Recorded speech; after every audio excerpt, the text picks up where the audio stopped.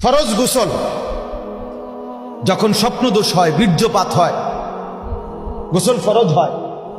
তো এই ফরজ গোসল অবস্থায় নাকের নরম জায়গায়, এই যে নাক ভাঙ্গে যেটুকু, এটুকু পর্যন্ত নাকের নরম জায়গায় পানি পৌঁছানো ফরজ। পানি পৌঁছানো ওযুর মধ্যে নাকে পানি দেওয়া সুন্নত, কিন্তু ফরজ গোসলের সময় নাকে পানি পৌঁছানো নরম জায়গা পর্যন্ত কি ফরজ। তো ফরজ আদায় না হলে গোসল আদায় হবে না। এজন্য অসংখ্য মুসলমান এখন এইখানে বলেন, এখানে দাঁড়াইয়া এই স্কুল পড়ুয়া, কলেজ পড়ুয়া ভাইয়া অথবা সাধারণ শিক্ষিত মুসলমান, আপনারা বলেন, আমরা এখন একজন একজন করে দাঁড় করাইয়া বলি, আপনি দেখান এখানে আইয়া যে নাকের নরম জায়গায় এখানে পানি কিভাবে ফরজ গোসলের সময় পৌঁছাইতে হয়। অসংখ্য ভাইয়া জানেন না।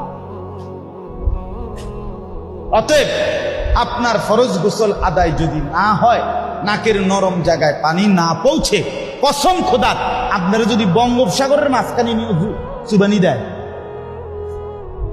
তাইলেও আপনার গোসল ফরজ আদায় হলো না। বিনিময় এক ওয়াক্ত নামাজ, একটা সেজদা, শুক্রবারের জুম্মা অথবা কারো জানাজা, কিচ্ছু আপনার কবুল হয় নাই, গ্রহণযোগ্য হয় নাই। তা আপনি কি এটারে খামখেয়ালি মনে করছেন? কথা বলেন না কেন? ইসলাম আপনি খামখেয়ালি মনে করছেন?